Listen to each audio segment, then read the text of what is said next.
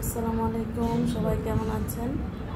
তো আজকে মজাদার একটা ভর্তা রেসিপি নিয়ে চলে আসলাম।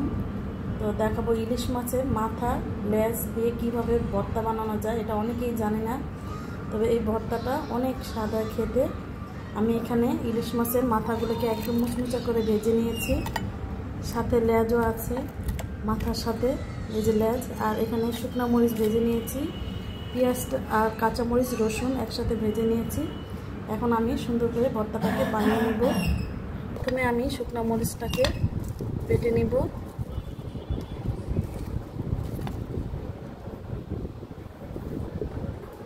এই তো একটু লবণ দিয়ে বেটে নিচ্ছি। পাটায় যে কোনো ভর্তাই কিন্তু অন্যরকম স্বাদ হয় খেতে। আমার তো ব্লেন্ডারে ভর্তা খেতে ভালো লাগে না, আমি একটু পাটার ভর্তাটা খেতে বেশি মজা পাই।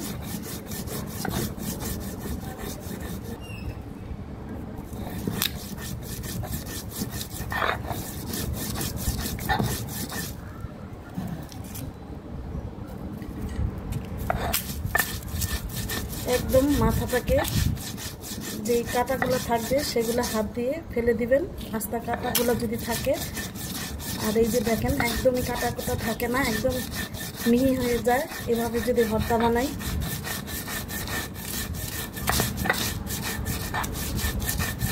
এই যে এই ধরনের কাঁটাগুলো থাকে, এগুলো হাত দিয়ে বেছে ফেলে দিবেন। এই মাথা ভর্তাটা গরম ভাতের সাথে খেতে খুবই ভালো লাগে। আর এই যে দেখেন লেজের যে মোটা কাঁটাটা, এটা আমি হাত দিয়ে উঠে ফেলে দিচ্ছি।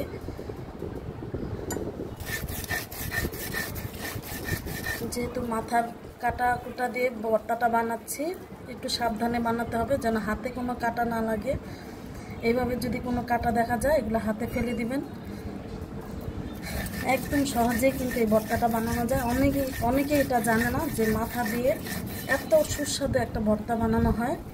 এই ভর্তাটা খেতে অনেক মজা, বাসার সবাই পছন্দ করে আমাদের বাসায়।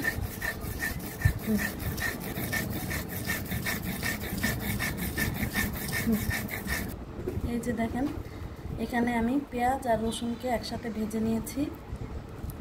এই যে রসুন, এখন আমি আদা বাটা করে এই ভর্তার সাথে মেখে নিব, বেটে নিব। এই যে বেশি মিহি করা যাবে না পেঁয়াজটাকে, একটু আদা বাটা থাকবে তাহলে খেতে ভালো লাগবে।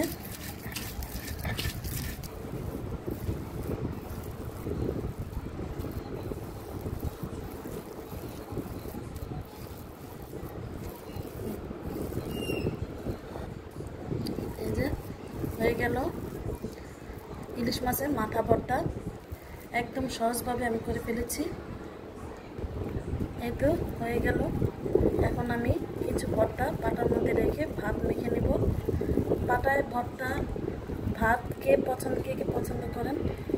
আমার তো ভীষণ ভালো লাগে। ছোটোকালে যখন মা এভাবে পাটায় ভর্তা বানাতো তখন বসে থাকতাম, কখন পাটায় ভর্তা খাবো, ভর্তা ভাত খাবো। তো কেমন হয়েছে আমার এই ভর্তার রেসিপিটা? যদি ভালো লেগে থাকে অবশ্যই আমার চ্যানেলটাকে সাবস্ক্রাইব করে পাশে থাকবেন, আমার ফেসবুক পেজটাকে ফলো দিয়ে পাশে থাকবেন। এই যে দেখেন অনেক মজাদার ভাত, খেতে অনেক ভালো লাগে এভাবে। তো এখানে বিদায় নিয়ে নিচ্ছি।